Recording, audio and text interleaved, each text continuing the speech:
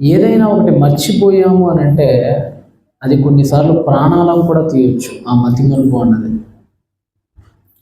అప్పుడప్పుడు గ్యాస్ పొయ్యి మీద మీరు వంటలు వండుకుంటూ ఉంటారు. పొరపాటున రాత్రి పడుకునే ముందు గ్యాస్ కట్టేయకుండా అలానే కనుక పడుకుంటే అది లీక్ అవ్వచ్చు. చివరికి ఫ్రిడ్జ్ కూడా పేలవచ్చు, ప్రాణాలు కూడా పోవచ్చు. కొన్ని మతిమరుపులు తర్వాత సరిదిద్దుకోవటానికి అవకాశం కూడా ఇవ్వవు. ఈ లోపలే ప్రాణాలు తీసేస్తాయి మనకి. అంతేకాదు, ఒక వ్యవస్థను కూడా మీరు జాగ్రత్తగా ఆలోచిస్తే, ఒక రోడ్లు ఉడిచేవాడు, ఒక కాలువలు ఎత్తేవాడు, ఒక డ్రైనేజీలు క్లీన్ చేసేవాడు కనుక మర్చిపోయి పనుకున్నాడు అనుకోండి,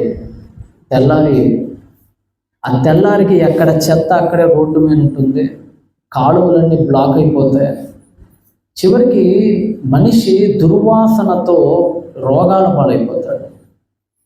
ఇలా మనిషికి మతిమరుపు వస్తే కుటుంబం పాడైపోతుంది, వ్యవస్థలో ఉన్న వ్యక్తికి మతిమరుపు వస్తే వ్యవస్థే పాడైపోతుంది. మీకు అందరికీ తెలిసే విషయాలు. మనం చాలా విషయాల్లో జాగ్రత్త పడతాం. నాకు తెలుసు చాలామంది, నేను ఇందాక చెప్పినట్లుగానే రాత్రి పడుకునే ముందు గ్యాస్ కట్టేసామా లేదా, ఫ్రిడ్జ్ డోర్ వేసామా లేదా, అన్నీ టీవీలు అన్నీ కట్టేసుకొని జాగ్రత్తగా పడుకుంటారు కదా. అంటే బాగానే జ్ఞాపకం ఉంది నీ బాధ్యత. ఇంటికి తాళం వేసామా లేదా, బయట డోర్ సరిగ్గా పడిందా లేదా, చాలా చూసుకుంటాం. ఇక పురుషుడు కూడా అంతే. పురుషుడు కూడా చాలా జాగ్రత్తగా తన కుటుంబాన్ని తను కట్టుకుంటూ ఉంటాడు. డబ్బుల దగ్గర కానీ, రావాల్సినటువంటి అప్పులు వాడు ఇచ్చాడా లేదా అని కానీ చాలా చూసుకుంటూ ఉంటాము. కానీ దురదృష్టం ఏంటంటే మనిషి అసలైన విషయాన్ని మర్చిపోయాడు, పనికిమాలిన విషయాలని జ్ఞాపకం చేసుకుంటున్నాడు.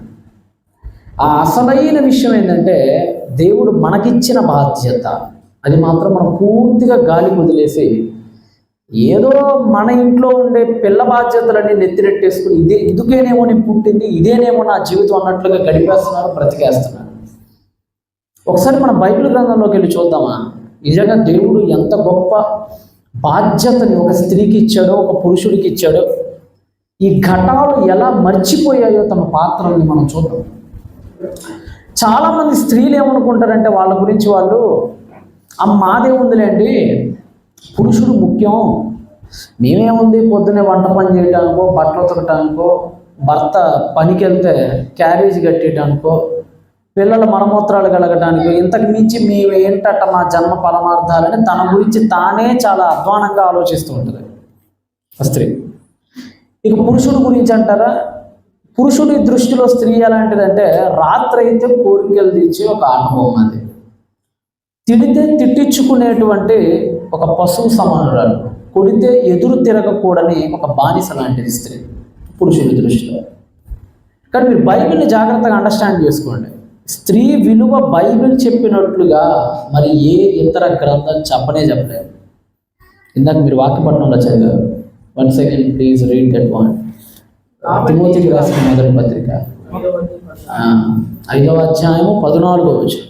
కాబట్టి తిమోతికి అపోస్తలుడైన పౌలు పత్రికను రాస్తూ చెరసాల నుంచి విడుదలైన తర్వాత చాలా సంతోషంగా పత్రికను రాస్తాడు ఆయన. ఆ పత్రికలో ఆయా బాధ్యతలు అందరికీ జ్ఞాపకం చేస్తూ స్త్రీలకు సంబంధించిన బాధ్యతలను కూడా ఆయన లేవనెత్తుతూ 5వ అధ్యాయం 14లో ఈ మాట అన్నాడు. ఆయన ఏమన్నాడు? కాబట్టి యవ్వన స్త్రీలు ఏం చేసుకోవాలంటే వివాహం చేసుకోండి, పిల్లలను కనండి. ఏం జరిగించమన్నాడు? గృహ పరిపాలన అంటే గృహ పరిపాలన, రూల్ ద హౌస్, లేదంటే guide the house. Different kind of meaning is there. అన్ని రకాల అర్థాలు ఉన్నాయి దాంట్లో. రూల్ ద హౌస్ అంటే అర్థం ఏంటంటే నీ గృహాన్ని ఏలాలి. రూల్ అంటే అర్థం ఏంటి? ఏలటాన్ని ఇంగ్లీష్లో రూలర్ అంటారు, ఏలేవాడిని. రూలర్ అంటే అర్థం ఏంటి? రూలర్ అంటే రాజు, ఏలేవాడు, ఏలిక అంటే కింగ్. నీవు నీ గృహాన్ని ఏం చేయమన్నాడు ఆయన? పరిపాలించు, పరిపాలించు, రూల్ ద హౌస్. అంటే ఇంటి పైన పరిపాలన హక్కుని దేవుడు ఎవరికి ఇచ్చాడు? స్త్రీకి ఇచ్చాడు. మరి పరిపాలించడం అంటే ఏంట పరిపాలన అంటే అంట్లు బట్టలు, ఇంట్లో వాకిళ్ళు ఓడవటాలు, ముగ్గులేటాలు, గొబ్బెమ్మలు ఎడతారు, వీటి గురించే. సహకారి అనే పదాన్ని కూడా మనిషికి అర్థం తెలియలేదండి. సాధారణంగా మీకు అందరికీ తెలుసు కదా, స్త్రీ అంటే ఏంటని అనుకుంటాం మనం. ఎందులో సహకారి అంటే పని చేయటంలోనా, లేదంటే మగాడు రెడీ అవుతుంటే చొక్కా ఇస్త్రీ చేయటంలో సహకారే, లేదంటే స్నానంకి వెళ్తుంటే ఒక టవల్ అందించడంలో గురించి మాట్లాడుతుంది దేవుడు అక్కడ. దేని గురించి తిద్దాం, ఒకసారి జాగ్రత్త చదువుదాము. ఏంటో దేని విషయంలో సహకారో, అసలు ఆవిడ ఎంత గొప్పదో, ఎంత ఉన్నత స్థితి కలిగిందో తెలియాలంటే ఆదికాండాన్ని తీయండి ఒకసారి. నిజంగానండి, మీకు యేసుక్రీస్తు వారు కానీ, సంఘం కానీ, వీటి మధ్య ఉన్న బంధం కానీ మీకు అర్థం కావాలంటే మీరు మత్తయి, మార్కు, లూకా, యోహాను చదవని అవసరం లే. జాగ్రత్తగానండి. యేసుక్రీస్తు వారు మీకు అర్థం కావాలంటే, యేసుక్రీస్తు ఎవరో మీకు తెలియాలంటే మత్తయి, మార్కు, లూకా, జాన్ కాదు. ముందు మీరు చదవాల్సింది ఏంటంటే ఆదికాండం చదవండి. యేసు ఎవరో మీకు అర్థమైపోతుంది. యేసు సడన్గా ఆకాశం నుంచి ఊడిపడ్డాడు కాదు మనలాగా. ఆయన గురించి కొన్ని వేల ప్రవచనాలు, ఆయన గురించి కొన్ని వందల మంది ప్రవక్తలు, కొన్ని లక్షల వచనాలు ఆయన గురించి రాయబడ్డాయి బైబిల్లో. ఆయన చాలా పూర్వీకుడు.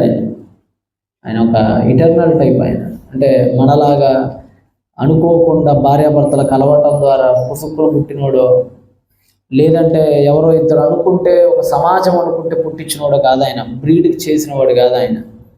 అప్పుడప్పుడు బయట కొన్ని జంతువులు బ్రీడ్ చేయబడుతుంటాయి కావాలని. పాలిచ్చే జంతువుల్ని, ఆవుల్ని బ్రీడ్ చేస్తుంటారు. అలా కావాలని పుట్టించబడిన ఆయన కాదు ఆయన. ఆయన పుట్టుక, ఆయన రాకడ సృష్టికి ముందే ఉందని బైబిల్ గ్రంథం చెప్తుంది. చాలా పూర్వీకుడు ఆయన. ఆయన గురించి చాలా అద్భుతంగా ఉంటుంది. మీరు ఆదికాండాన్ని చదివితే యేసుక్రీస్తు వారు అడుగడుగునా కనపడతాడు. మీకు ఆదికాండంకి వెళ్ళాలంటే మరొక విషయం కూడా మీరు చాలా జ్ఞాపకం చేసుకోవాలి. అదేంటంటే ఆదాము రాబోవానికి గుర్తు అన్న సంగతి మీరు మర్చిపోకూడదు. ఆదాము ఎవరో గుర్తట? రోమీయులకు రాసిన పత్రిక 5వ అధ్యాయంలో చదివే ఉంటారు కదా. అలా చదువుతానన్నా కానీ పర్లేదు, తీసుకోవచ్చు. అది చదివి ఇక్కడికి వద్దామంటే ఆదికాండం మూసేయకుండా రోమీయులకు రాసిన పత్రిక కోసం రోమా 5:14 తీయండి. చివరి లైన్ చదివండి, సరిపోతుంది మనకి, మొత్తం అవసరం లేదు. రోమీయులకు రాసిన పత్రిక 5:14 చదవండి. ఆదాము ఎవరంటే ఒక ఆయన రాబోతున్నాడు, ఒక ఆయన త్వరలో రాబోతున్నాడు. ఆయనకి ఈయన ఎవరట? గుర్తట. ఆదాము రాబోవానికి గుర్తు. తర్వాత రాసుకోండి రెఫరెన్స్లు, ఇప్పుడు చదవకపోయినా పర్లా.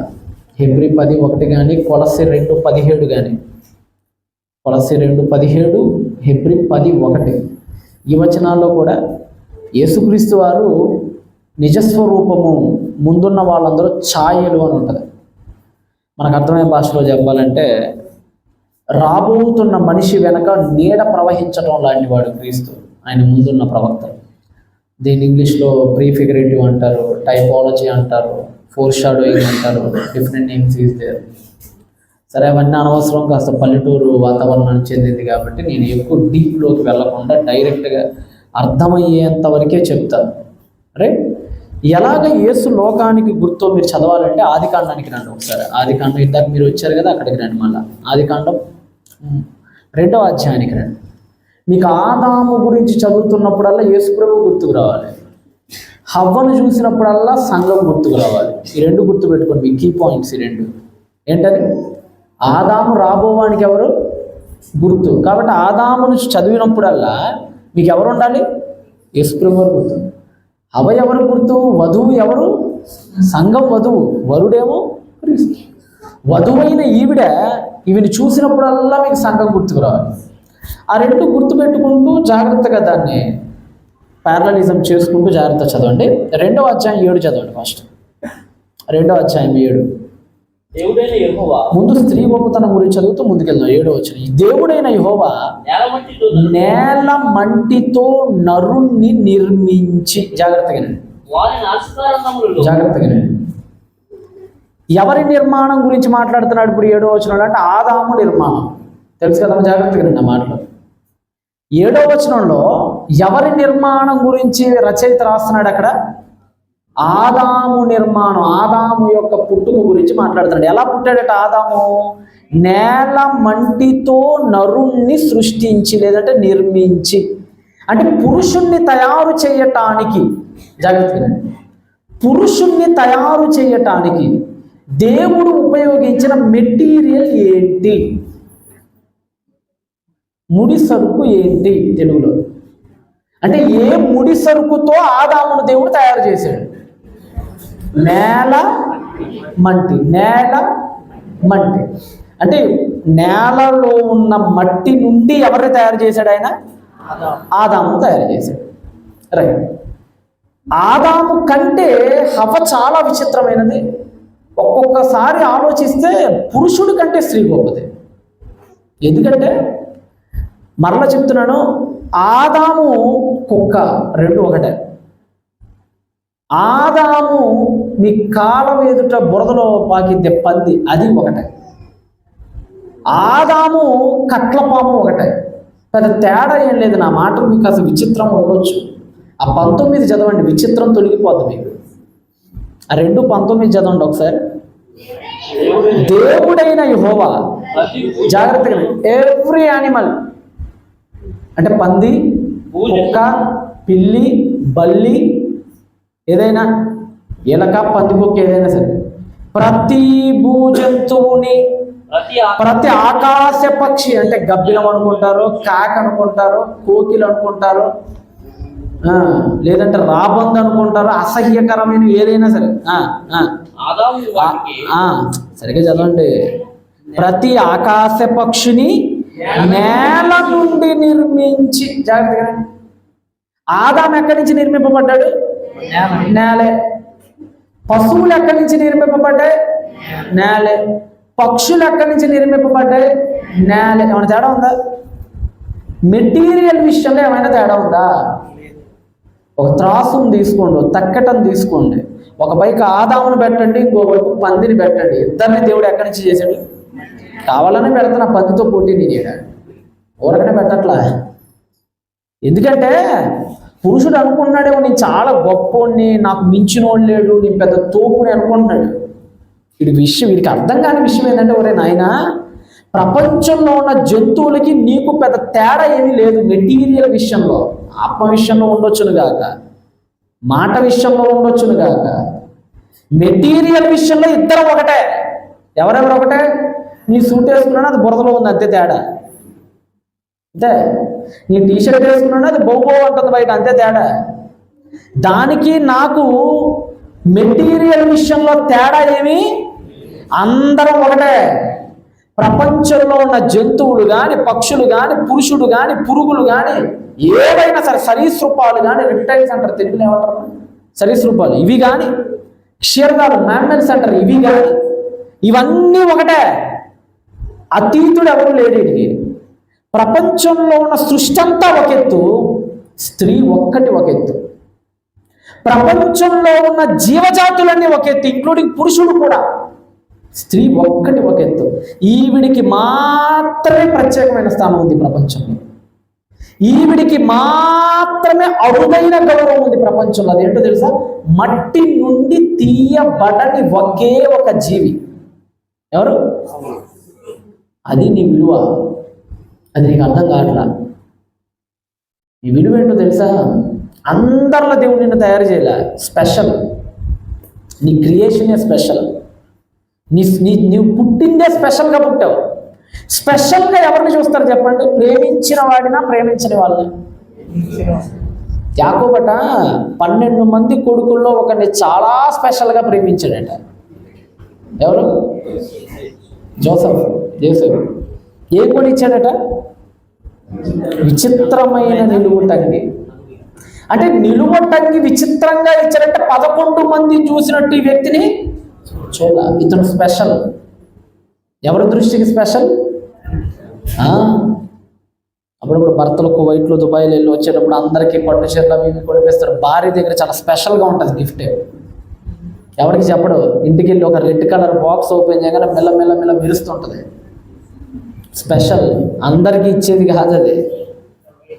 దేవుడు ఎందుకు అంత ప్రేమించాడు తెలుసా హవ్వని? ఎందుకంటే ఆయనకి హవ్వని చూసినప్పుడల్లా సంఘమే గుర్తొస్తుంది. హవ్వని చూసినప్పుడల్లా సంఘ నిర్మాణం గుర్తొస్తుంది. అందుకని మీరు చూడండి, హవ్వ నిర్మాణం ఎలా జరిగిందో సంఘ నిర్మాణం కూడా అలానే జరిగింది.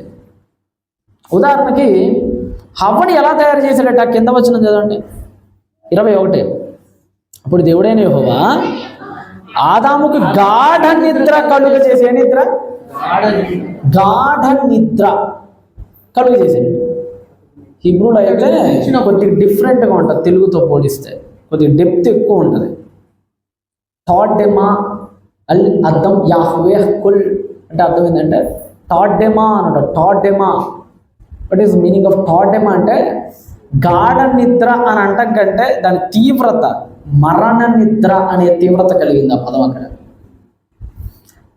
ఇదే పదం కీర్తనలో కూడా ఉపయోగిస్తాడు. ఈ 2 సార్లు ఉపయోగించబడేది. ఒక దగ్గర మరణ నిద్ర అని ఉంటుంది తెలుగులో కూడా, మీకు ఇక్కడ గాఢ నిద్ర అని. రైట్, ఓకే, పర్లేదు, ఇబ్బంది అనేది. అసలు అక్కడ దేవుడు చెప్పాలనుకున్న విషయం ఏంటంటే, ఒక చచ్చిన శవం ఎంత అచలన స్థితిలో ఉంటుందో అంత అచలన స్థితిలోకి వెళ్ళిపోయాడు ఆదాము ఆ నిర్మాణం జరిగేటప్పుడు హవ్వకి. ఇప్పుడు మీరు చచ్చిన శవాల దగ్గరికి వెళ్ళండి, ఎలా ఉంటాయండి అవి? లేవుస్తాయి అసలు? బతికున్నప్పుడు అప్పుడప్పుడు తాలింపు వేస్తుంటాం కదా, పప్పుకో దేనికో. వంట చేసేటప్పుడు ఒక నూనె బిందువు చింది దేహం మీద పడితే అల్లాడిపోతున్న మనిషి చచ్చిన తర్వాత ఏకంగా పైన నూనె పోసి నిప్పంటిస్తాడు, కానీ స్పందన ఉండదు, స్పృహ ఉండదు, లేగడు.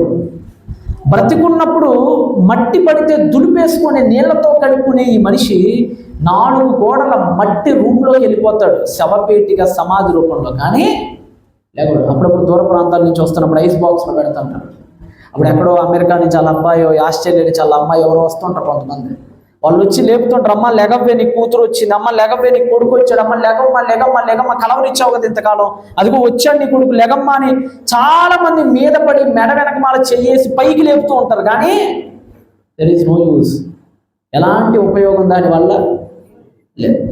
అలాంటి దాన్ని మరణ నిద్ర అంటారు. అలాంటి పదం పెట్టాడు అక్కడ మోషే మనకి మూల భాషలో. అంటే ఒక్క మాటలో చెప్పాలంటే, ఏది జరిగినా లెగవని స్థితిలో ఒక శవం ఎలా పడుకుని పోయిందో అలాగనే నోరు చేసుకొని అలా పడుకునిపోయాడు. ఎవరు? అది. అలా ఆయన మరణ నిద్ర లాంటి గాఢ నిద్రలోనికి వెళ్ళినప్పుడు అప్పుడు ఏం చేశాడట దేవుడు? నిద్రించినప్పుడు అతని పక్కటి ముక్కలలో ఎక్కడ గాయం చేశాడట? ప్రక్కటి ముక్కలను తీసాడట. ఆ పక్కటి ముక్కల్లో గాయం చేసి అక్కడి నుంచి రిప్కేస్ అంటారు కదా, దాన్ని బయటికి లాగి ఎవరిని తయారు చేశాడట? హవ్వని నిర్మాణం చేశాడు. సేమ్ సంఘ నిర్మాణం చూడండి. యేసు ప్రభు వారు మరణ నిద్రలోకి వెళ్ళాడు సిలువ మీద. అర్థమవుతుంది మీకు కాన్సెప్ట్? యేసు ప్రభు వారు సిలువలో ఏ నిద్ర పొందాడు? ఈయనేమో గాఢ నిద్ర అనుకోండి, ఆయన మరణ నిద్ర ఏకంగా. ఈయనకి పక్కలో గాయం చేశారు. యేసుకి ఎక్కడ గాయం చేశారు? బల్లెం పెట్టి ఆయనకి పక్కలోనే గాయం చేశారు. ఈయన గాఢ నిద్ర ద్వారా వచ్చిన ప్రక్కలోని గాయం ద్వారా హవ్వ ఏర్పడింది. ఆయనకి మరణ నిద్ర వలన వచ్చిన ప్రక్కలోని గాయం వలన ఏమి ఏర్పడింది? సంఘం ఏర్పడింది. ఒకటే ఉంటుంది చూడండి హవ్వకి సంఘానికి పోలిక. అంతేకాదు, ఇంకొక మాటలో చెప్పాలంటే, ఆదాము నిర్మాణాన్ని మీరు చాలా జాగ్రత్తగా ఆలోచించండి. ఇక్కడ మీకు ఆదాము ఒక మాట అంటాడు 22. ఇది డైలాగ్ అసలు ఆదాము ఇది కాదు, అసలు ఆదాం డైలాగ్ కాదు, ఇది యేసుప్రభు డైలాగ్. ఇది 22వ వచనం చదవండి. అప్పుడు ఆమెను 23. అప్పుడు ఆదాము ఇట్లా 23 చదవండి. అప్పుడు ఆదాము ఇట్లా, నా ఎముకలలో ఒక ఎముక, నా మాంసములో మాంసము, ఇది నరులలో నుండి తీయబడినది కనుక నారి అనబడును. కాబట్టి పురుషుడు తన తండ్రిని తన తల్లిని విడిచి భార్యను హత్తుకున్నాడు. వారు ఏమవుతారట? ఏక శరీరం. ఆదాము వాళ్ళిద్దరు ఏ శరీరం అట? ఏక శరీరం, అంటే ఒకే శరీరం. ఈ డైలాగ్ వేసింది యేసుప్రభు మనకి. ఆదాము ఏంటంటే భవిష్యత్తులో వేయబోయే డైలాగ్ని కాస్త ముందుగానే వేసాడు. ఈ అపోస్తుడైన పౌలు గారు చాలా అద్భుతంగా వర్ణిస్తారు. ఆయన ఏమన్నాడు ఒకసారి మీరు కొరింథీయులకు అపోస్తుడైన పౌలు రాసినటువంటి పత్రికను ఒకసారి తీయండి. మొదటి పత్రిక 6:17. కొరింథీయులకు అపోస్తుడైన పౌలు రాసిన మొదటి పత్రిక 6వ అధ్యాయము 17వ వచనం. కొరింథీయులకు అపోస్తుడైన పౌలు రాసిన మొదటి పత్రిక 6వ అధ్యాయము 17వ వచనం. అటువలే ప్రభువుతో కలుసుకొనిన వాడు ఆయనతో ఏమయ్యాడట? ఏకాత్మ. ఆదామ ఇద్దరు ఎవరు? ఏక శరీరం. సంఘము క్రీస్తు ఎవరు? ఏక ఆత్మ. ఒకే డైలాగు. వాళ్ళిద్దరు ఏక శరీరమై ఉన్నారు. సంఘము క్రీస్తు ఎవరై ఉన్నారు? ఏక ఆత్మయ్య ఉన్నారు. ఇంకో విషయం కూడా మీకు అక్కడే కనపడుతుంది, జాగ్రత్తగా నండి. ఆదికాండాన్ని ఆదాము మరణం తనంతట తాను కొని తెచ్చుకుందా, తన భార్య వలన పొందుకుందా? చెప్పండి జాగ్రత్తగా. ఆదాము తనంతట తానే వెళ్ళి పండు లాగి సైతాన్ చేత మోసగా వెంబడి తినేసిన ద్వారా మరణం వచ్చిందా? లేదు, తన భార్య వెళ్ళి మోసపోయి తిని తద్వారా ఆదాముకి ఇవ్వటం ద్వారా మరణం వచ్చింది. ఆదాంకి ఎవరి ద్వారా వచ్చింది మరణం? తన స్వీయ తప్పిదం వల్ల కాదు, హవ్వ చేసిన తప్పిదం వల్ల ఏ కొని వచ్చింది? యేసుప్రభువు కూడా మరణించాల్సిన పరిస్థితి తనంతట తాను పాపం చేయడం ద్వారా వచ్చిందా? మానవ జాతి పాపం చేయడం ద్వారా వచ్చిందా? ఆదామును మీరు గమనించండి, యేసుప్రభువును మీరు గమనించండి, హవ్వమ్మను మీరు గమనించండి, సంఘాన్ని మీరు గమనించండి. కరెక్ట్గా సిక్ అవుతూ ఉంటుంది ప్రతి వచనం మీరు జాగ్రత్తగా ఆలోచించగలిగినట్లయితే. అందుకని పౌలు అన్నాడు, ఆదాము రాబోవానికి గుర్తై ఉన్నాడు. నిజంగానండి ఆదాము చాలా మంచోడండి. చాలామంది అనుకుంటారు ఆదాము ఏముందండి, భార్య మాటిని మోసపోయాడు, అలా ఆవిడ తినమంటే తినేసాడు, భార్య చాటోడు, భార్య బొమ్మను పట్టుకొని తిరుగుతుంటాడు, ఏదో అనుకుంటారు పిచ్చి మాటలు. ఆదాము చాలా గొప్పవాడు, చాలా మంచోడు. నాకు తెలిసినంతవరకు ఆదాము అంత గొప్ప భర్త నాకు ఎక్కడ కనిపించలేదు బైబిల్లో. మనుషులు చాలా గొప్పగా ప్రేమించాడు. ఎందుకంటే యేసు సంఘాన్ని ఎంత ప్రేమించాడో అంత ప్రేమించాడు ఆదాము హవ్వని. ఒకసారి మీరు ఆలోచించండి, అసలు ఆదాముకు వచ్చిన ప్రతి కష్టం హవ్వ ద్వారా వచ్చింది. హవ్వ రాక మునుపు ఆదాము దేవుడితో ఎలా ఉండేవాడు? ప్రతిరోజు చల్లపూట కలిసి హ్యాపీగా మాట్లాడుకుంటూ ఉండేవాడు. ఇప్పుడు ఆ కనెక్షన్ తెగిపోయింది. ఎవరి వల్ల? హవ్వ వల్ల కనెక్షన్ తెగిపోయింది. రైట్. నెంబర్ 2, హవ్వ రాక మునుపు హ్యాపీగా కాలు మీద కాలు వేసుకొని ఆ ఆదాము ఏదైనా తోటలో ఉన్న పండ్లన్నీ తినేవాడు. ఇప్పుడు ఈవిడ తెచ్చి ఏం కష్టం తెచ్చిపెట్టింది ఈవిడే? ఏమ్మా, కాలు మీద కాలు వేసుకునేవాడిని తీసుకొచ్చి 2 కాళ్ళతో ఎద్దులాగా పనిచేయాల్సి వచ్చింది. బయటికి వెళ్ళి నాగలి బట్టి వ్యవసాయం. ఆ కష్టం ఎవరి వల్ల వచ్చింది? చల్లగా చెట్టుపాటుని ఏదైనా తోటలో ఉండేవాడు. ఇప్పుడు ఏదైనా తోట నుంచి బయటికి గెంటేయాల్సి వచ్చింది. ఆ కష్టం ఎవరి వల్ల వచ్చింది? అసలు చావే లేకుండా ఉండేవాడు, కానీ ఇప్పుడు చావు వచ్చింది. ఆ కష్టం ఎవరి వల్ల వచ్చింది? ఇన్ని కష్టాలు ఏ భార్య వల్ల అయినా ఒక భర్తకు వచ్చాయని చెప్పండి మీరు ప్రపంచ చరిత్రలో. వచ్చాయా? వచ్చాయా? నాకు తెలిసి మహా అయితే మీ ఆవిడ ఏం చేసి ఉంటుంది, ఉప్పులో కాస్త ఎక్కువ వేసి ఉంటుంది, పప్పులో ఉప్పు. అంతకుమించి నీ తలకాయలు ఏం కోసి ఉండదు. మహా అయితే ఏం చేసి ఉండిద్ది, మీ అమ్మగారితో గొడవపడి కాస్త వేరు కాపురం పెట్టి ఉండిద్ది. ఈమెనైతే ఏకంగా ఏదేం తోట నుంచే గెంటేసింది అలా ఆయన్ని. ఎంతకంటే ఎక్కువ కష్టం ఏం తెచ్చిపెట్టి ఉండదు. మహా అయితే ఒక 500 అప్పు చేసి ఉండితే ఒక 1000 రూపాయలు నీ తెలియకుండా చేసి ఉంటుంది. ఈవిడైతే ఏం తెచ్చిపెట్టింది? జీవితమే పొలం పని. జీవితం అంతా కష్టపడినా ఈవిడ చేసిన అప్పు తీర్చలేడు. ఇప్పుడే ఎవరు తెచ్చినప్పుడు? హవ్వమ్మ చేసిన అప్పు తీర్చాలంటే ఆయనే కాదు, తరతరాలు. ఇప్పుడు మనం కూడా తిరుగుతున్నాం అదే అప్పుని. మనం కూడా ఇప్పుడు ఏ అప్పుని తిరుగుతున్నాం? ఆవిడ చేసినప్పుడే. అంటే ప్రపంచంలో ఏ భార్య కొనివ్వని కష్టాలు తెచ్చిపెట్టని కష్టాలు తెచ్చిపెట్టింది ఆదాంకి. కానీ ఏనాడైనా దెబ్బేసినట్టుందా మన బైబిల్లో? ఏనాడైనా విడిచిపెట్టినట్టుందా మన బైబిల్లో? ఈరోజు చిన్న వాటికి విడిచిపెట్టేస్తారండి, చిన్న వాటికి. మొన్న మధ్య నాకు కేసు, ఈ మధ్య పేర్లు చెప్పట్లా, ఎందుకంటే పేర్లు ఊర్లు చెప్తే నా వీడియోలు వద్దురా బాబన్నా చూస్తానే ఉన్నారట బయట. నేను అప్పటికి నా ఛానల్లో పెట్టను, కొన్ని అసలు పెట్టను నేను. కొంతమంది మళ్ళీ ఇబ్బంది పడతారని పేర్లు చెప్పడం. ఓ తమ్ముడు ఉన్నాడు నా దగ్గరికి. ఆ తమ్ముడు వచ్చి అంటున్నాడు, విడాకులు అయిపోయింది ఆ తమ్ముడికి. పెళ్ళి కూడా ఎక్కువ కాలం లేదండి, నాకు తెలిసి 2 ఏళ్ళు అయింది పెళ్ళి. అని అడిగాను, ఏందిరా ఎందుకు ఈడాకులు అయిందిరా మీకు అన్న. అన్న ఏం లేదన్నా, మా ఆవిడని అప్పుడప్పుడు సరదాగా కరిదానా అనేదాన్ని. కరిదానా అనేవాడట. అలా ఆవిడకి అతను అల్లకుంటుందిలేండి, ప్రేమ వచ్చో మొత్తానికి ఏదో వచ్చింది అడిగి పూజ కరిదానా అన్నాడట. నన్ను గర్రోడు అంటావు నువ్వు అని చెప్పేసి ఈవిడ వెళ్ళి విడాకులకు అప్లై చేసి మొత్తానికి వీడితో విడాకులు కూడా అయిపోయింది. అంటే మనకు అన్నీ చెప్పర్లేండి, వీడు కొన్నే చెప్తాడు, ఎవడో నీతిమంతుడు ఏం కాదు. నేను ఇది ఒకటే చెప్తాడు, నేను రెండో చెప్తే తిడతాను కదా. అంటే ఇది కూడా పాయింట్ ఆ లైఫ్లో. ఈ మధ్య అదో సుమన్ టీవీ పెట్టుకుంటా, అక్కడ దానిలో కూడా ఇంతే, అదేదో న్యూస్ చూసే భర్తను కోపం వచ్చిందట, భర్త కొడుతున్నాడని చెప్పి కోపంతో నన్ను కొడతావరా కర్రోడా అనిందట. అంతే. ఆ వీడియో ఉందండి, అవసరం ఉంటుందేమో చూడండి, ఎందుకంటే నేను ఏదో జోక్ చెప్తున్నాను అనుకున్నారు మీరు. ఒకసారి చూడండి, ఆ వీడియో ఉందేమో, ఆ రికార్డ్ అని ఉంటుంది చూడండి, ఆ నెంబర్ #, నేమ్ ఏమి ఉండదు. ఒకసారి ఓన్లీ వీరైతే ఉరకట్లేయండి, ఆ టైటిల్ చూడండి సరిపోతుంది, టైం అంతా మనకి లేదులే కానీ. ఉందా? ఏం సౌండ్ లేదు. చూసారా టైటిల్ చూసారా? అయితే పట్టణాన్ని కోపంతో ఊగిపోయిన అతడి భార్య భర్తను ఘోరంగా అవమానించింది.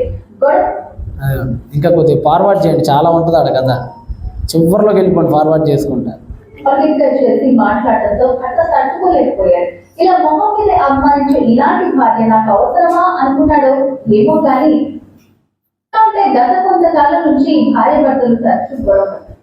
పర్లేదు ఉంచండి. కేరళలోని ఓ ప్రాంతంలో భార్య భర్తలు నివాసించారు. వీరికి గతంలో వివాహం జరిగేది. అప్పటి నుంచి ఎలాంటి గొడవలు లేకుండా వీరి మాత్రం సాఫీగానే సాగింది. ఇదిలా ఉంటే గత కొంతకాలం నుంచి భార్య భర్తలు తరచు గొడవ పడుతున్నారు. దీంతో ఒకరిపై ఒకరు మాటల దాడి చేస్తున్నారు. అయితే పట్టణాన్ని కోపంతో ఊగిపోయిన అతడి భార్య భర్తలు ఘోరంగా అవమానించింది. గొడవ పడిన ప్రతిసారి మొగుడిని పట్టుకుని కర్రోడా అంటూ ఇన్స్పెక్టర్ చేసి మాట్లాడింది.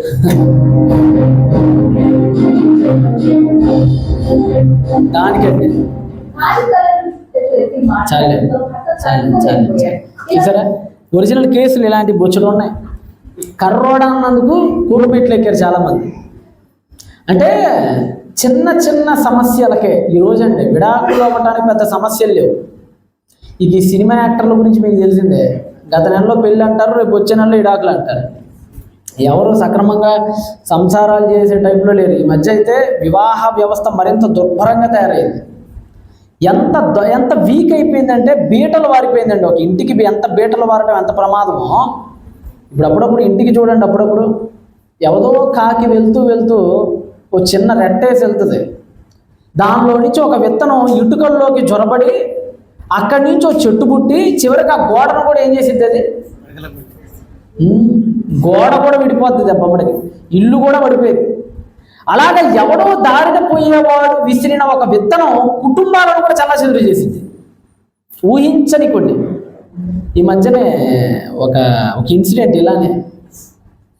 ఈ పాపేమో కర్నూలు అమ్మాయిని పెళ్లి చేసుకున్నాడు, మా గుంటూరు వాడు కర్నూలు పిల్లని పెళ్లి చేసుకున్నాడు. కర్నూలు పిల్ల వాళ్ళ కర్నూలు వాళ్ళకి ఒక ఆచారం ఉంది, మరి మీకు ఉందో లేదో నాకు తెలియదు. ఒకవేళ ఉంటే ఉందని చెప్పండి, లేదంటే లేదని చెప్పండి. వాళ్ళు అన్నం వండేటప్పుడు అన్నం వండుతారు కదా, అన్నం వండేటప్పుడు ఏం చేస్తారు, ఉప్పేస్తారు వాళ్ళు. మీకుందా ఇక్కడ? లేదు కదా, మనకు లేదు, మాకు కూడా లేదు. అది కొంతమంది వేస్తారట. ఈ రాయలసీమలో ముఖ్యంగా కడప, కర్నూలు, మహబూబ్ నగర్, గద్వాల్ ఆ బెల్ట్ ఉంటుంది. ఆ బెల్ట్లో అన్నం వండేటప్పుడు ఏం చేస్తారంటే వాళ్ళు ఉప్పేసి అన్నం వండుతారు వండేటప్పుడు. అది అమ్మాయికి అలవాటు. వీడు చూస్తేనేమో వీళ్ళ ఇంట్లో ఇద్దరికి ఒకటి హై బీపీ, ఇద్దరికి. ఈ అమ్మాయి ఏం చేసింది, ఆ ఆచారాన్ని వాళ్ళ పుట్టింట్లో ఉన్న ఆచారాన్ని తీసుకొచ్చి అత్తగారింట్లో పేస్ట్ చేసింది. ఏం చేసిందంటే ఈ అమ్మాయి అన్నం వండేటప్పుడు అన్న ఉప్పేసేది. ఆడు 1-2 సార్లు చెప్పాడట, ఈ అమ్మాయి ఉప్పేయద్దు, మా ఇంట్లో మా అమ్మ బీపీ పేషెంట్ అంటే, అట్లా కాదు, మా అమ్మ ఉప్పేసిద్ది, మా అమ్మమ్మ ఉప్పేసిద్ది, మా జేజమ్మ వేసిద్ది, ఆదమ్మ మొదలుకొని మా బెల్ట్ ఉప్పేసిద్ది, ఉప్పు లేకుండా మేము అన్నాలు తినాం అని చెప్పి కాస్త మాట. వీడు ఇప్పుడు ఏమంటాడు, అన్న ఇది అమ్మాయి నాకు వద్దంటాడు. ఆ అమ్మాయి ఏమంటుంది, అదేటన్నా మా పుట్టింట్లో ఆచారం సంవత్సరాల తరబడి వచ్చింది, అది మీ వెంట వదులుకుంటాం, మాకు అట్లానే అలవాటు లేదంటే నా మొద్దదే కదండి. ఇప్పుడు ఏం చేయమంటారు చెప్పండి. నేను ఇప్పుడు అది కూడా విడాకుల దాకా వెళ్తుంది కేసు. నా దగ్గరికి వస్తే వాడిని ఒకటి అమ్మాయిని ఒకటి కొట్టి పంపించారు. నోరు మూసుకొని ఇంటికి పోండి, ఫస్ట్ ఉప్పొద్దు ఉప్పు దగ్గర కాపురాడు కూలిపోవటం ఇది లోతు బారిలాగా చండాల. అవి ఉప్పు స్తంభం అయినట్టుగా నువ్వు కూడా అయిపోతావు తల్లి, జాగ్రత్త. ఎందుకంటే కీర్తనలో ఒక చాలా అద్భుతమైన మాట ఉంటుంది. పెళ్ళి అవుతున్న ప్రతి స్త్రీకి ఒక మాట చెప్తాడు దేవుడు. ఆదాము కూడా ఒక మాట చెప్పాడు. ఇక్కడ ఏమని చెప్పాడు ఆదాంకి 25లో, బహుశా 24లో, 2:24లో ఆదాంకి చెప్పిన అదే మాట అవ్వకు కూడా చెప్తాడు. కానీ అది ఇక్కడ ఉండదు. ఆదికాండము 2:24 చదవండి. కాబట్టి పురుషుడు తన తండ్రిని తన తల్లిని విడిచి తన భార్యను హత్తుకోవాలి. అది పురుషుడికి దేవుడు చెప్పింది ఏంటండి? అమ్మని నాన్నని విడిచిపెట్టి ఎవరిని హత్తుకోవాలి? భార్య. విడిచిపెట్టడం అంటే గాలి వదిలేయడం కాదు. మళ్ళా మధ్య ఒక అమ్మాయి అంటుందంట, వేరు కాపురం రావడానికి ఏంటి నీకు బాధ? మీ దేవుడే చెప్పాడు కదా విడిచిపెట్టేసేమని అమ్మ నాన్నే, వచ్చేసే వేరు కాపురానికి పోదాం ఉంటుందట. వాక్యాన్ని అడ్డు పెట్టుకుంటా. మా తల్లి విడిచిపెడతామంటే గాలి వదిలేయమని కాదు, లేదంటే అనాథ శరణాలయంలోనూ వృద్ధాశ్రమంలోనూ పడేయమని కాదు. ఆడ విడిచిపెడతామంటే అర్థం ఏంటంటే మానసికంగా వాళ్ళ నుంచి దూరం అవుతాడు పురుషుడు. ఎవరికి దగ్గర అవుతాడు? ఎందుకంటే పెళ్లి కాకముందు వాళ్ళ అమ్మ దగ్గర గోరు ముద్దలు తింటాడు, వాళ్ళ అమ్మ ఒళ్ళో పనుకుంటాడు, వాళ్ళ అమ్మ పక్కలోనే పనుకుంటాడు. ఆ స్వేచ్ఛ ఉండిద్ది కుమారుడికి. ఒకసారి పెళ్ళి అయిన తర్వాత చూడండి వచ్చేస్తుంది వేర్పాటు. అప్పట్లాగా అమ్మ పక్కలో పనుకోలేడు, అప్పటిదాకా అమ్మ ఒళ్ళో పనుకోలేడు, కాస్త దూరం ఏర్పడుతుంది. చాలామంది సైకాలజిస్టులు చెప్తున్న విషయం ఏంటంటే ఇది కూడా వన్ ఆఫ్ ద కారణం అంట అత్త కోడల గొడవలకి. ఏది? ఈ సైకాలజిస్టులు పరిశీలించారు మొత్తం అత్త కోడలకు గొడవలు ఎందుకు జరుగుతున్నాయని. అత్తగట అప్పటిదాకా కొడుకు ఆవిడ దగ్గర ఉంటాడు, ఆవిడ ఒళ్ళో పనుకుంటాడు, ఆవిడ పెట్టిన ముద్దలు తింటాడు, ఆవిడ దగ్గరే ఉంటుంటాడు. ఎక్కువ సడన్గా ఎవరో ఒక అమ్మాయి వచ్చి కొడుకుని దూరం చేసినట్టు అయిపోతుంది. ఇప్పుడు ఇక్కడ పెళ్ళి అనేది కొడుకు వచ్చి పనుకోడా, ఒళ్ళో పనుకోడా, ఎందుకో దూరంగా ఉంటాడు. అందుకని ఇప్పుడు ఈవిడ కోపం కొడుకు మేము చూపించలేదు కదా, ఎవరి మీదకి వెళ్ళిపోతుంది ఇప్పుడు? అది కోడల మీదకి వెళ్ళిపోతుంది. ఇది కూడా కారణం. కాబట్టి ఏంటంటే మానసిక దూరం గురించి మాట్లాడుతున్నాడు తప్ప వాళ్ళని గాలి వదిలేయమని కాదు. అది ఒకటి గుర్తుపెట్టుకోండి. ఇదే మాట స్త్రీకి కూడా చెప్పాడు. కాకపోతే బైబిల్లో వాక్యాలు కొంత అచ్చట కీర్తనల గ్రంథంలో ఉంటుంది. చూడండి ఒకసారి కీర్తనల గ్రంథం 45వ అధ్యాయానికి ఒకసారి రండి. దేవుడు స్త్రీకి ఇచ్చిన బాధ్యత ఏంటో, స్త్రీకి ఇచ్చిన పాత్ర ఏంటో కీర్తనల గ్రంథము 45వ అధ్యాయం 10వ వచనం. అక్కడ బేసిక్గా శామ్ బ్యాక్గ్రౌండ్ ఏంటంటే రాజుగారికి పెళ్ళి అవుతుంది. అక్కడ పెళ్లి కూతురికి ఇన్స్ట్రక్షన్స్ ఇస్తున్నాడు. ఓ కుమారి, కుమారి అంటే ఎవరంటే పెళ్లి కాబోతున్న అమ్మాయి. నెక్స్ట్ పెళ్ళి అయిపోతుంది అమ్మాయికి. అమ్మాయితో దేవుడు చెప్తున్నాడు అక్కడ, కుమారి ఆలకించమ్మా, నీకు మాట చెప్తాను తల్లి, బాగా వినంటున్నాడు. బాగా ఆలకించు, ఆలోచించు కూడా. నేను చెప్పే మాట కరెక్టో కాదో నువ్వు ఆలోచించి చెవియొగ్గుము. నీ స్వజనమును ఎవరిని? నీ స్వజనం అంటే మీ అమ్మ, మీ నాన్న, మీ తోడబుట్టినోళ్ళు, ఇల్లే నీ ఫ్యామిలీ. నీ స్వజనమును, నీ తండ్రి ఇంటిని మరిచిపోకుము. అంతేనా? ఏమన్నాడు? మరువుము అంటే మర్చిపో. ఎవరెవరిని మర్చిపో? ఆదాముకేమో నీ తల్లిని నీ తండ్రిని విడిచిపో, హవ్వకేమో మర్చిపో అంటే ఏంటి? అక్కడ తీసుకొచ్చి మళ్ళా ఆ తర్వాత వచనంలో పెళ్లి కాబోతుంది అమ్మాయికి. అక్కడ ఆ తర్వాత వచనం చదవండి. ఈ రాజు ఇక నుంచి నీ ప్రభువు ఎవరు? ఈ రాజు ఎవరా? రాజు వివాహుడు, వరుడు, పెళ్లి కుమారుడు. అంటే ఇక నుంచి నీ ప్రభువు అంటే ఎవరు?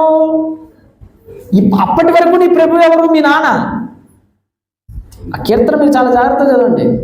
వివాహం కాకమునుపు వరకు నీ ప్రభువు నీ తండ్రి, వివాహమైన తర్వాత నీ ప్రభువు ఎవరు? అందుకనే చూడండి, ఇప్పుడు కాలేజీ పిల్లలు కానీ స్కూల్ పిల్లలు కానీ వివాహం కానంత వరకు మునుపు కూడా డాటర్ ఆఫ్ అని ఉంటుంది. ఎవరి పేరు ఉంటుంది? మీ నాన్న పేరు ఉంటుంది, డాటర్ ఆఫ్ పలానా అని. పెళ్ళి అయిన తర్వాత వైఫ్ ఆఫ్ వెళ్ళిపోద్ది, నీ తల వెళ్ళిపోద్ది వేరే చోటకి. అంటే ప్రభు మారుతున్నాడు, అది నువ్వు గమనించని చెప్తున్నాడు అక్కడ. అప్పట్లాగా మీ ఇంట్లో చేసినట్టు ఇక్కడ చేయొద్దమ్మా. నీ తండ్రి ఇంటిని, నీ స్వజనమును నువ్వేం చేసుకో? మర్చిపో అంటే అక్కడ ఉప్పేశారని ఇక్కడ ఉప్పేయకు. దాని అర్థం అది ఇప్పుడు అక్కడ అర్థమవుతుందా? ఇప్పుడు మీరే ఆలోచించండి, ఒక ఇంటిని విడిచి ఒక అమ్మాయి ఒక 4-5 కుటుంబ సభ్యుల దగ్గరికి వస్తుంది. ఈ అమ్మాయి కోసం 5 ఉప్పు అలవాటు చేసుకోవటం బెటరా? ఈ 5 కోసం ఒక అమ్మాయి ఉప్పు మానేయటం ఈజీనా? ఏది ఈజీ చెప్పండి? ఒకళ్ళ కోసం 5 మారాలా, 5 కోసం ఒకళ్ళు మారడం బెటరా? సింపుల్ కదా. మరి ఇంత సింపుల్ విషయంలో కూడా మొండితనాన్ని వ్యవహరిస్తే ఎవరు నష్టపోతారు చెప్పండి? ఖచ్చితంగా కుటుంబం నష్టపోద్ది, ఓవరాల్గా నీ జీవితం నష్టపోద్ది. అందుకని ఎప్పుడైనా సరే మెట్టినింటికి వచ్చినప్పుడు మెట్టినింటి ఆచార వ్యవహారాలను ముందుకు తీసుకెళ్లాల్సిన బాధ్యత ఎవరి మీద ఉంటుంది? అందుకని అందుకని అప్పుడప్పుడు కొంతమంది ఏదో సింపుల్గా అనుకుంటారు, కానీ ఏ అమ్మాయి అయినా పర్లే, ఏ ఊరు అమ్మాయి అయినా పర్లేదు అంటానికి అంటారు, కానీ తర్వాత చాలా జరుగుతాయి ఫైట్స్. అది తెలియక ఏమంటారంటే ఏ ఊరు అమ్మాయి అయినా పర్లేదన్నా, ఎక్కడ అమ్మాయి అయినా పర్లేదని అంటారు. నేను తొందరపడి ఎవరికి చూడండి అందుకని సంబంధాన్ని. ఇలాంటి ఎక్కడ ఉప్పు పప్పు దగ్గర కూడా వస్తే అమ్మాయి నడుము తిట్టుకునిద్ది, అన్నే కదా నాకు ఈ అబ్బాయిని ఇచ్చాడు, అన్నం నమ్మి నేను వెళ్ళాను. నేను అందుకని ఎవరికి సంబంధాలు అసలు చూడను నా లైఫ్. చాలా మంది వచ్చి అడుగుతుంటారు, అన్న మా అమ్మాయికి ఒక అబ్బాయిని చూడండి, మా అబ్బాయికి ఒక అమ్మాయిని చూడండి, మీకు దండవరా బాబు, నన్ను వదిలేయండి. వాళ్ళిద్దరికి ఎవరు కష్టం వచ్చినా ముందు తిట్టుకునేది నన్నే అండి. నాకు వద్దు నాయన ఈ అవార్డులు ఈ సన్మానాలు నాకు వద్దు, మీ పని మీరు చూసుకోండి అని చెప్తారు. అందుకని ఆచార వ్యవహారాలు తేడా ఉంటాయని అబ్రహాం కూడా ఎవరికి ఇచ్చి పెళ్లి చేశాడు ఇస్సాకుని? అక్కడెక్కడో 700 కిలోమీటర్ల అవతల హారాంలో ఉన్నటువంటి రిబ్కాన్ చేసుకున్నాడు ఆయన. అంటే ఐడియాలజీ సెట్ కావాలి ఎప్పుడైనా గుర్తుపెట్టుకోండి. ఇంటి పక్క అమ్మాయినా ఇంటి వెనక అమ్మాయినా కాదు. కొంతమంది తల్లిదండ్రులు ఎట్లా ఉంటారంటే మా అమ్మాయి మా ఇంటి వెనకాలే ఉండాలంటారు.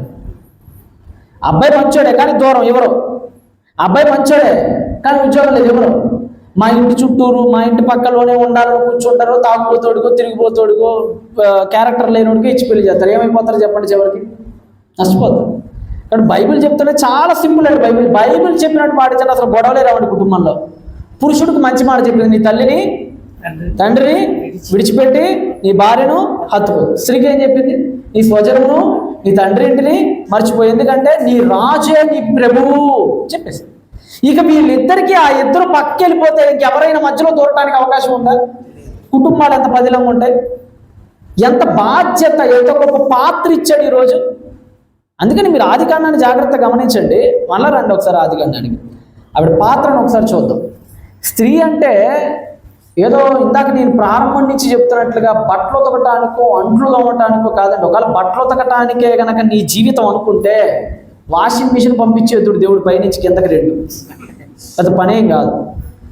ఒకవేళ అంట్లు తోమటానికే నీ జీవితం అనుకుంటే అంట్లు తోమే మిషన్లు కూడా వచ్చినాయి. ఈ రోజుల్లో మనిషి అండి ఏ పని చేయనవసరం లే.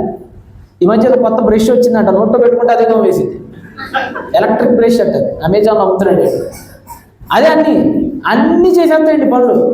ఒకప్పుడు చాలా కష్టంగా ఉండేది లైఫ్, కానీ ఇప్పుడు ఎలా ఉంది? చాలా ఈజీ అయిపోయింది లైఫ్, జీవితం అనేది. మధ్య ఓ తమ్ముడు అంటే నాకు తెలియదు, ఈ మధ్య చాలా రోజులైంది, ఓ తమ్ముడి దగ్గరికి వెళ్ళాను నేను. ఆడి ఏసీ ఉంది, ఆడి కొత్త స్పెషాలిటీ ఏంటంటే మనిషి ఎక్కడ ఉంటే అక్కడికి ఏసీ గాలి వచ్చిందట. మనిషి లేని చోటికి రాదండి. ఇది ఎక్కడ కొన్నారంటే కొత్తగా వచ్చిందన్న టెక్నాలజీ అన్నాడు. ఇప్పుడు రూమ్ అంతా కూల్ కాదు అక్కడ, నువ్వు ఏ మూల ఉంటావు నీ దగ్గరికే గాలి వచ్చి కూర్చుంది. ఎంత టెక్నాలజీ వచ్చిందో చూడండి ఈ మధ్యన. కాబట్టి పనులు చేయడం కోసం కాదు, ముందు మానవ జాతి గుర్తుపెట్టుకోండి. ఒకవేళ అందుకే కోసం కనుక నువ్వు అనుకుంటే, ఇక్కడ దేవుడు ఒక షాక్ ఇచ్చాడు ఆదాంకి. ఆ షాక్ ఏంటో 2వ అధ్యాయం చదవండి మళ్ళా. ఇప్పుడు ఎన్నో వచనంలో ఆదాం పుట్టాడు, 7వ వచనంలో ఎవరు పుట్టారు? ఆదాం పుట్టాడు. హవ్వ ఎప్పుడు పుట్టింది? 21వ వచనంలో పుట్టింది. అంటే 20వ వచనం వరకు ఎవరు లేరు? హవ్వ లేదు. ఇప్పుడు ఏం జరిగిందో చూడండి ఒకసారి, మీరు 18వ వచనం చదవండి. మరియు దేవుడైన యెహోవా నరుడు ఒంటరిగా నుండుట మంచిది కాదు. బైబిల్లో first time this is not good అన్నాడు దేవుడు. మీరు ఆదికాండం అంతా చూడండి, మంచిది మంచిది మంచిది అని 7 సార్లు ఉంటుంది మీకు. ఎన్నిసార్లు? ఇది మంచిదై ఉంటుంట దేవుడు చూచండి. అదే ఉంటుంది చూడండి, ఆదికాండం 1:31 కూడా ఉంటుంది చూడండి, చివరిలో ఒకటి. ఆదికాండము 1వ అధ్యాయము 31. దేవుడు తాను చేసిన యావత్తును చూసినప్పుడు చాలా మంచిది. ఇదే వచనం 12లో ఉంటుంది, తర్వాత ఇదే అధ్యాయం 19లో ఉంటుంది, చాలా చోట్ల ఉంటుంది ఇదే మీకు. కానీ ఫస్ట్ టైం మంచిది మంచిది అన్న నోట్లో నుంచి ఒక మాట వచ్చింది దేవుడికి. ఆ మాట ఏంటి? మంచిది కాదు.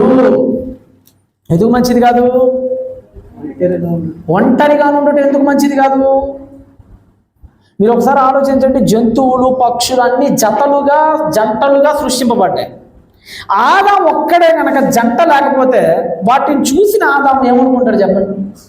నేను ఈ మధ్య ఒక వీడియో చూశాను. నన్ను ఒకసారి డిస్క్ డీలో ఒకసారి పైన చెక్ చేయి.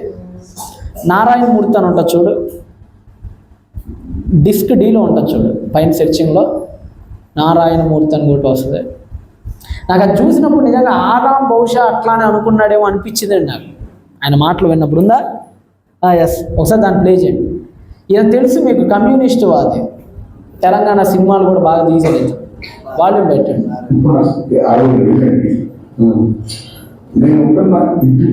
ఇతను పెళ్లి కాల, పాస్లో పెట్టి ఆయన పెళ్లి కాలేదండి. 60 ఏళ్ళు పైన ఉంటాయి ఇప్పుడు. ఆయన పెళ్లి చేసుకోలేదు. యాంకర్ అడుగుతున్నాడు, ఏంటి సార్ మీరు పెళ్లి చేసుకోలేదు, మీకు బాధగా లేదా అన్నాడు. అప్పుడు ఆయన బాధను పంచుకున్నాడు. ఆయనట డాబా పైకి వెళ్ళాడట, ఇంటి పైకి. ఏం జరిగిందో చెప్తున్నాడు ఇప్పుడు అక్కడ. మళ్ళీ ఫస్ట్ కా నుంచి ప్లే చేయి.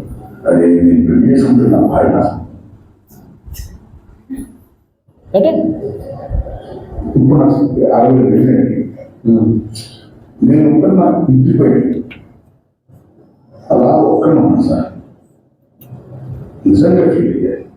అదే నేను పెళ్లి చేసుకుంటున్నా, భార్య నాస్తుంది కదా, నా ఉద్యోగం ఉంది కదా, అమ్మవారిని సర్వమైన జీవితం పడిపోదు కదా, ఎంత పొరపాటు చేసేది నిజంగా ఫీల్ అవుతా. ఆ ఫీలింగ్కి ఇన్స్పిరేషన్ ఏంటంటే అలా కూర్చొని చూస్తున్నప్పుడు ఏం ఫీల్ అవుతున్న టైంలో 2 పక్షులు అయిపోయినాయి. పక్షులు అలాగే అనేక చెట్లు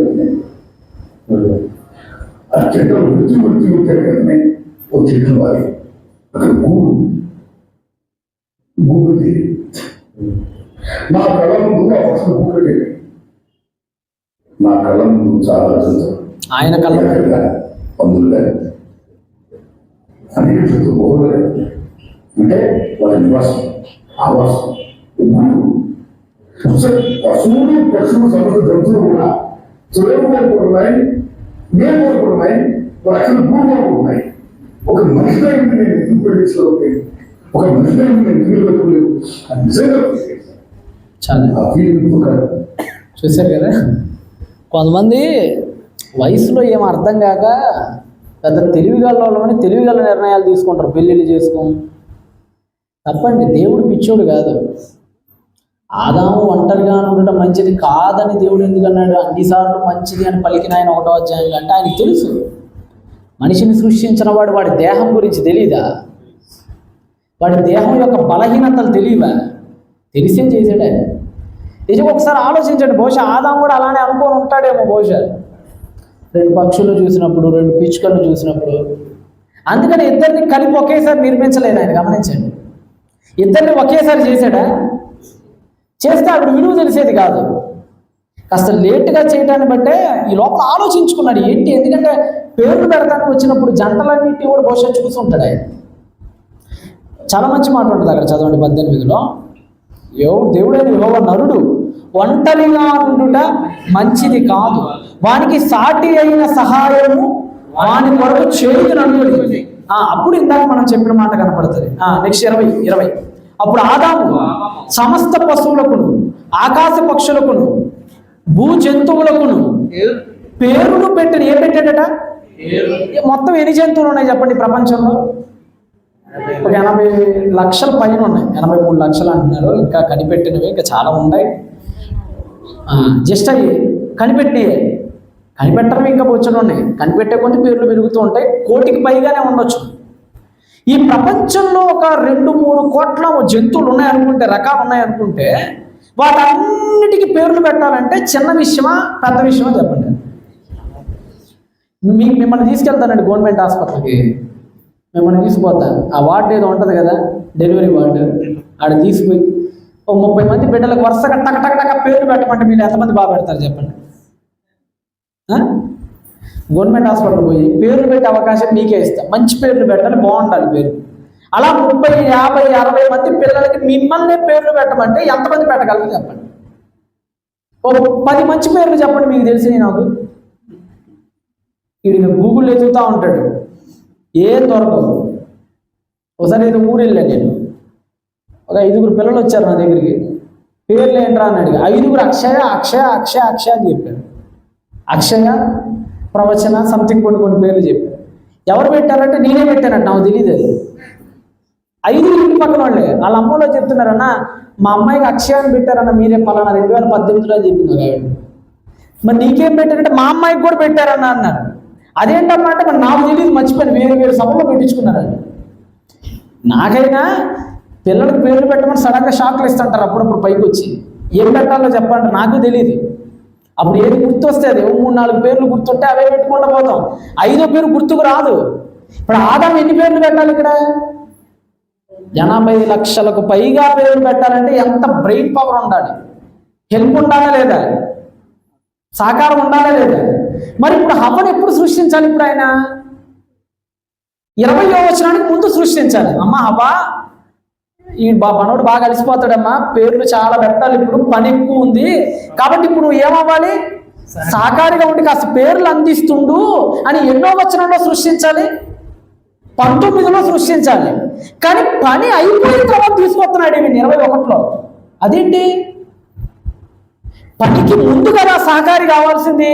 పనంతా అయిపోయి ఒళ్ళు ఇచ్చుకొని అమ్మాయి అని రెస్ట్ తీసుకుంటున్నప్పుడు ఏంటి భార్య తయారు చేస్తున్నాడు? ఇప్పుడు జాగ్రత్త, బైబిల్ని చాలా జాగ్రత్తగా ఆలోచించండి. అంటే ఈ లోకంలో ఏదో పని చేయటానికి సహకారం కోసం కాదు స్త్రీ సృష్టింపబడింది. ఈవిడ పని వేరు.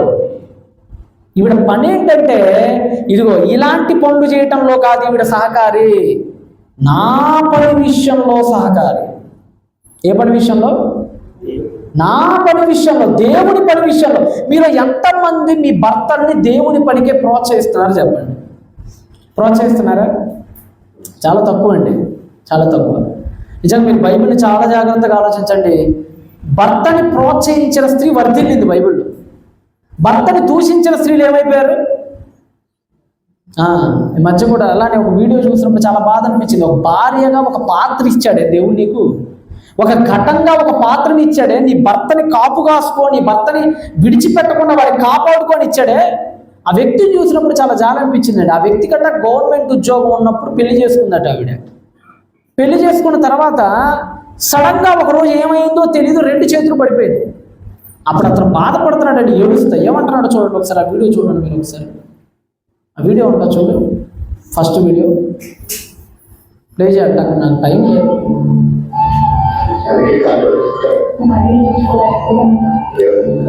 కన్నీళ్ళు తుడుచుకుంటాడు.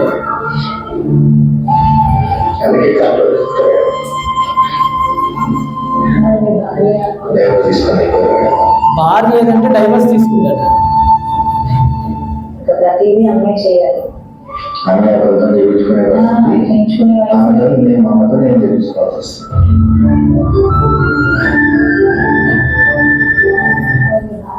డైవర్ తీసుకుని అంటే మంచిగా ఉన్నప్పుడు మ్యారేజ్ అయింది, తర్వాత ఇట్లా ప్రాబ్లం నడవలేకపోతుంటే వాళ్ళు మాకు డైవర్స్ కావాలని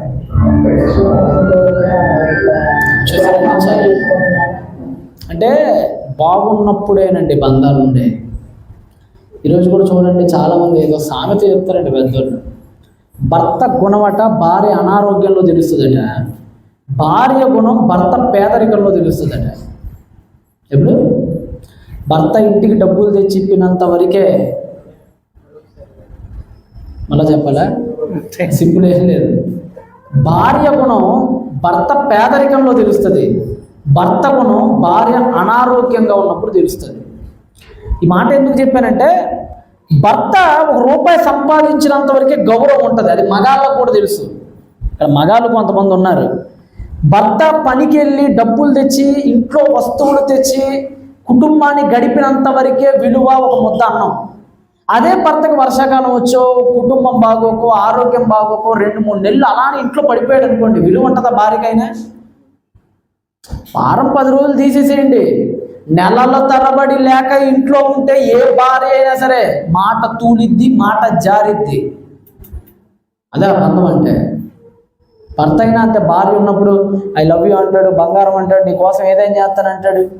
అదే భార్య ఏదైనా రోగం వచ్చి పడిపోతే ఒక నెల రోజులు లెగవది ఈ అమ్మాయి జీవితంలో తిరుగుతూ ఉంటాడండి ఆవిడతోనే సంసారం చేస్తాను. అసలు భర్తలు భార్యలు ఎలా తయారయ్యారంటే ఆరోగ్యంగా ఉన్నప్పుడే ఇలా తట్టుకోలేకపోతున్నాం మనం. భార్య పుష్కలంగా ఉంటుంది, మహాతల్లి భార్య అద్భుతంగా ఉంటుంది. వీడికి రెండో ఫ్యామిలీ కావాలి ఇప్పుడు మళ్ళా. నిన్న ఒక ఆవిడ ఎవరు పిండి మర దగ్గర, నేను ఏదో పిండి మరకి వెళ్తే చిన్న పనుండి ఆ పిండి మర ఓనరు ఆడు పెట్టి వెళ్తాడట, రాగులో ఏదో ఒకటి ఇస్తాడండి, గోధుమలో రాగులో ఇచ్చి పిండి మర ఏమని చెప్పి వెళ్ళిపోతాడు. ఆడేమో ఇవ్వటానికి ఇస్తాడట, రాత్రేమో లేటుకు వస్తాడట. ఈవిడేమో షాప్ వీడి కోసం తెరిచి ఉంచాల్సి వస్తుంది. ఆడు వెళ్తూ తిడుతుంది, నేను ఎందుకమ్మా తిడుతున్నావు అంటే, వీడికి 2 ఫ్యామిలీలు అండి, వీడు నా దగ్గర పిండి మర పెట్టి మొదటి ఫ్యామిలీ దగ్గర నుంచి వస్తాడు వీడు, మళ్ళీ వీడు రెండో ఫ్యామిలీ దగ్గరికి వెళ్ళి ఆవిడతో చిట్ చాట్ వేసి మళ్ళీ వేస్తాడు, వీడి కోసం నేను ఇక్కడ షట్టర్ ఓపెన్ చేసుకుని ఎదురు చూడాలని చెప్పి తిడుతుంది.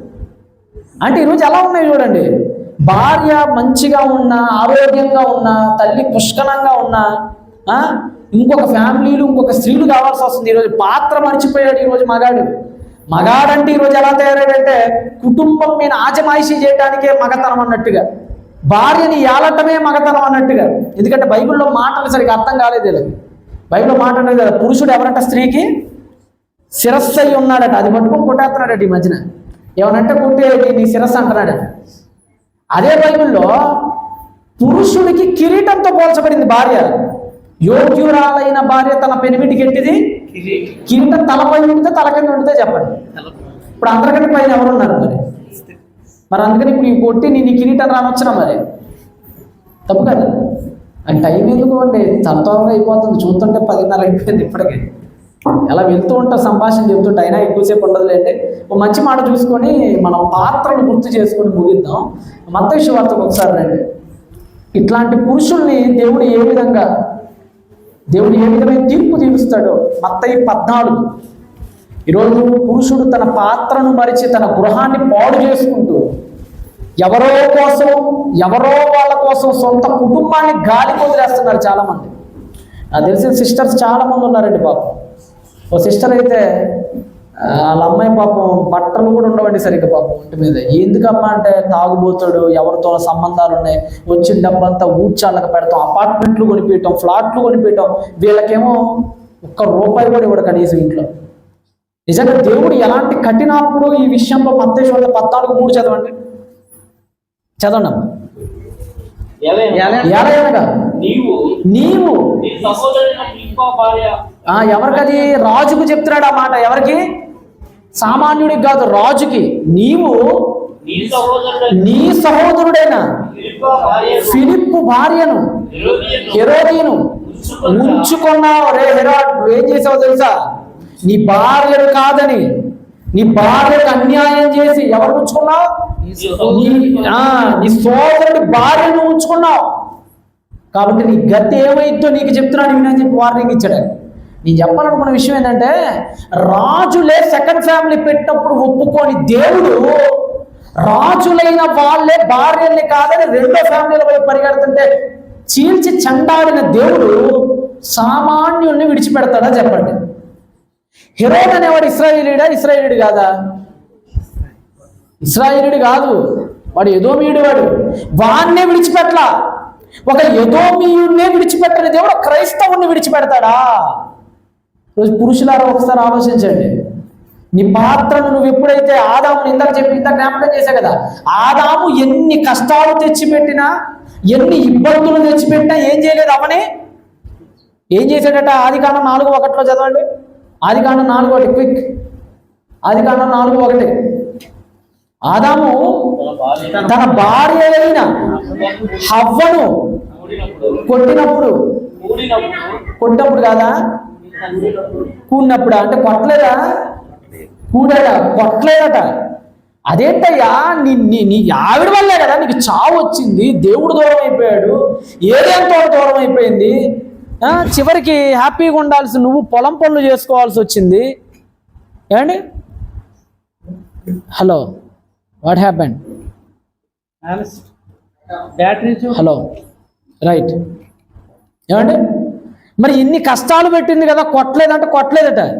మనకు వీడియో చూసి నేను నిజంగా షాక్ అయ్యానండి. అనుమానంతో ఒక భర్త ఏం చేశాడో ఒక వీడియో మీకు చూపిస్తా చూడండి. అనుమానంతో ఒక భర్త ఏం చేశాడో హెడ్ కటింగ్ అని ఉంటుంది చూడండి, సెకండ్ థర్డ్ది, అది ఒకసారి ప్లే చేయను, అది ఒకసారి చూడండి.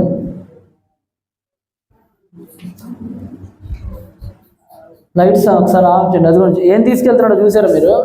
మీకు వెలుగుంది, కనపడుతుందో లేదో మరి. మొత్తం చీకటి అయితే బాగుండును. ఏదో చికెన్ షాప్కి వెళ్ళి కేజీ చికెన్ తెచ్చుకుంటున్నాడు అనుకున్నారు. వాళ్ళ ఆవిడ తలకాయ కోసి తీసుకుపోతున్నాడు. ఎందుకంటే అనుమానం నిజం కూడా కాదు, ఇంకా అనుమానానికి చూడండి తలలు కోస్తున్నారు బయట. ఇలాంటి పరిస్థితుల్లో మరి ఆదాము ఏమనాలి చెప్పండి? మరి ఇప్పుడు మీరు అవని ఏం చేయాలా? ఏ చెట్టు దగ్గర పండు తినిందో అదే చెట్టు గురేసి చంపొద్దు మరి. ఏ చెట్టు దగ్గర పండు తినిందో అదే చెట్టు గోడకేసి గుర్తి చంపొద్దా మరి? మరి ఏమైనా చేశాడట? మళ్ళా చదవండి, ఆదాము తన భార్య అయిన హవ్వను కూడినప్పుడు అంటే ఆవిడ విడిచిపెట్లా, ఆవిడ చెయ్యి పట్టుకున్నాడు. ఎందుకంటే మాట ఇచ్చాడు, నా ఎముకలో ఎముక హవ్వను కొడతామంటే ఏం లేదండి, తన చంప మీద తను కొట్టుకున్నట్టేనండి. ఏం లేదు, భార్యను కొట్టాడంటే అర్థం ఏంటంటే ఆడి చంప మీద ఆడు కొట్టుకున్నట్టే. ఎందుకంటే ఆవిడ సపరేట్ బీయింగ్ కాదు కదా, ఆవిడ ఎక్కడి నుంచి వచ్చింది? అంతే కదా. మీరు రోడ్డు మీద వెళ్తున్నారు, మీ కాలుకి రాయి తగిలింది, రాయి తగిలి కన్నుకు దెబ్బ తగిలింది. ఇప్పుడు ఈ కన్నుకి కష్టం దేని వల్ల వచ్చింది? రాయి వల్ల వచ్చింది. ఆ రాయిని నీ కాలు గుద్దుకోవడం మూలాన వచ్చింది. ఇప్పుడు కాలు వల్ల కన్నుకు నష్టం జరిగిందా? కాలును బీకేసుకుంటావా చెప్పు? కాలుకు విడాకులు ఇచ్చేస్తావా? చెక్ రాసి నీవు నాకు వద్దే, నీ వల్ల నా కన్ను దెబ్బతినిందని కాలు నీ తెగొట్టేసుకుంటావు. హాస్పిటల్కి వెళ్ళిపోయి, నీ కాలు నాకు వద్దండి, ఇది పొద్దుకోవడం రాళ్ళకు తగులుతా నా కన్నుకు పొక్కెడుతుంది, దీన్ని అర్జెంట్ కట్ చేసి పక్కన పడేదని అంటావా? నీ కాలు నీకు ఎన్ని దెబ్బలు తగిలిచ్చినా దాన్ని నువ్వేం చేస్తున్నావు? ఓర్చుకుంటున్నావు. మరలా ఆ దెబ్బకు కూడా నువ్వేం పోస్తావు? మళ్ళా చేత్తో పసుపు పూసి మళ్ళీ ఏం కడతావు? మళ్ళా గట్టు కడతావు. అంటే నువ్వు నీ కాలుని ఏం చేస్తున్నావు? క్షమిస్తున్నావు. మరి నీ భార్య కూడా ఎవరు? నీ అవయవమే కదా. మరి నీ అవయవమైన నీ భార్య తప్పు చేస్తే కాలును క్షమించిన నువ్వు ఈవిడెందుకు కాలుతో కొడుతున్నా? ఈవిడెందుకు కొట్టేస్తున్నావు? ఈవిడెందుకు? పాత వాళ్ళని అడగండి, పాపం మీ అమ్మ నాన్నని అడగండి.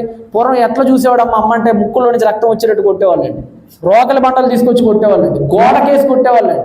మీ అమ్మల్ని, మీ అమ్మమ్మల్ని, మీ నాయనమ్మల్ని అడగండి ఒకసారి, మీ అవ్వల్ని. ఎన్నో కష్టాలు ఓర్చుకొని వాళ్ళ పాత్రను వాళ్ళు గుర్తు చేసుకున్నారు. అరే మేము ఇలా వెళ్ళిపోతే పిల్లలు అనాథలు అయిపోతారు, మేము ఇలా వెళ్ళిపోతే కుటుంబాలు కూలిపోతాయని ఓర్చుకొని నిలబడ్డారు కనుక ఈరోజు మనందరం ఎక్కడున్నాం?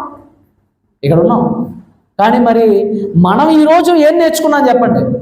చిన్నటికి అలుగులు పుట్టింటికి వెళ్ళిపోవటాలు, చిన్నటికి భర్త మీద 10 మందికి చాడీలు చెప్పుకోవటాలు. నీ పాత్ర నువ్వు మర్చిపోయి నీ భర్త గురించి నువ్వు అందరికీ బజారు నీడుస్తున్నావు అంటే నీ భర్త గురించి నీ కుటుంబం బాగుపడిద్దా? ఈ మధ్య ఇదే ఈ టీవీలో, నీ సోషల్ మీడియాలో ఆ సీరియల్ యాక్టర్లు అట, సినిమాలోనే ఏదో చేస్తాడేటాడు, ఆడి భార్యకి ఏదో విడాకులు సంథింగ్ పెద్ద గొడవ అండి. అది కెమెరాలు తీసుకొచ్చేసింది, ఆ రూమ్లోకి తీసుకెళ్ళిపోయింది, ఆయన అందరి ముందు బయట పెట్టేసింది. నా భర్త అంటది, అదంటది, ఇదంటది. సరే తప్పు చేశాడు కాదనట్లేదు. ఇప్పుడు ఏం చేద్దాం చెప్పు? నువ్వు బయట పెట్టావు, మళ్ళీ కావాలన్నావు, కుదిరిద్ది? అది చేతనైతే మార్చుకోలేదంటే విడాకులు ఇచ్చేసుకో, పక్కకి వెళ్ళిపో. అలా ఇలా కాకుండా మధ్యలో కొట్టు పెట్టార్థం ఎందుకు వాళ్ళు? ఇప్పుడు చాలా విషయాలు ఉన్నాయండి తరచుగా మాట్లాడితే, కానీ మనకి టైం కాదు. మీది కూడా ఏజెన్సీ ప్రాంతాలు, దూర ప్రాంతాలు వెళ్ళాలి కాబట్టి చాలా సబ్జెక్ట్ ఉంది.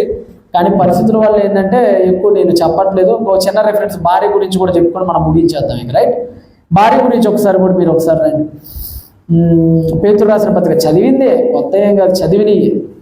పేతురు రాసిన పత్రిక 3:4 చదవండి, ముగించేద్దాం ఇక. పేతురు రాసిన పత్రిక మొదటి పత్రిక 3:4.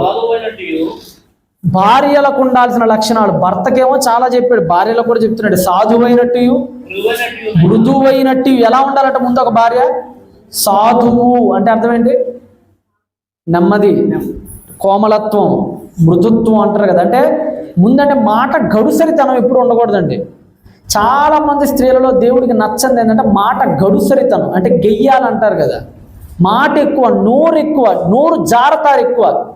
మరలా చెప్తున్నాడు, మీరు ఏమైనా అనుకోండి, దేవుడికి నోరు జారే స్త్రీలు అంటే అసలు ఇష్టం ఉండదు. దేవుడికి ఎట్టివారంటే ఇష్టం అంటే ఒక అబీగయిల్ లాగా, ఒక ఎస్తేరమ్మలాగా, మహాతల్లి ఒక రిబ్కా తల్లిలాగా, సారా అమ్మలాగా ఎవరైతే వందికగా ఉంటారో, పొందికగా ఉంటారో అట్టి స్త్రీలు అంటే దేవుడికి ఇష్టం. అందుకని ఇక్కడ కూడా అదే చెప్తున్నాడు, సాధువుగా ఉండండి, మృదువుగా ఉండండి అని. ఇటు స్త్రీలకి చాలా చెప్తున్నాడు, అటు పురుషుడు కూడా చాలా చెప్తున్నాడు. కాబట్టి మీ గృహాలు బాగుండాలి అని అంటే ముందు మీరు ఏం చేయాలి? మీ పాత్రలను గుర్తెరగండి. ఏంటి మీ పాత్రలు? ఇంట్లో అన్నం వండేస్తే సరిపోదు, ఇంట్లో బట్టలు ఉతికితే సరిపోదు, ఇంట్లో కల్లాపు చల్లి చీపురు పెట్టి ఊడిస్తే సరిపోదు. అది కాదు నీ అసలు సిసలు పాత్ర. ఏంటి నీ అసలు సిసలు పాత్ర? నీ భర్తని నిలబెట్టు. నీ ఇంట్లో నీ కుటుంబాన్ని, నీ పిల్లల్ని ఏం చేయి? కాపాడుకొని ముందుకు తీసుకెళ్ళి. ఇది ఒక భార్య పాత్ర. భర్త కూడా భార్యను ప్రేమిస్తూ అనారోగ్యం ముందు కూడా అవి నట్టి పెట్టుకొని ఉంటూ కుటుంబం ఇద్దరూ కలిసి ఎవరిలో ఉండాలి? 3 పేటుల తాడు త్వరగా ఎవరా 3 పేట్లు? 3 ముళ్ళు అంటుంటారు కొంతమంది. 3 ముళ్ళు వేయడం 3 పేట్లు అంటారు. కాదండి, భార్య భర్త, ఆ 2 పేట్లకు తోడు దేవుడు అనే మరొక పేటు. ఈ 3 కనుక భార్యాభర్తల మధ్య ఉంటే ఆ కుటుంబం ఎప్పటికీ కళ్ళు మూసుకోండి. వాస్తవానికి కరెంట్లు పోయినట్ట, మీరే చాలా ఇబ్బందిగా స్టార్ట్ చేశారు. దేవుని చిత్తం అయితే ఎప్పుడైనా మళ్ళా వద్దాం, ఖచ్చితంగా అయిపోతే వివరంగా మనం మాట్లాడుకుందాం. ఎందుకంటే సమయం కూడా ఎక్కువైపోద్దండి, పద్ధతి కూడా కాదు కనుక ముగించాలి.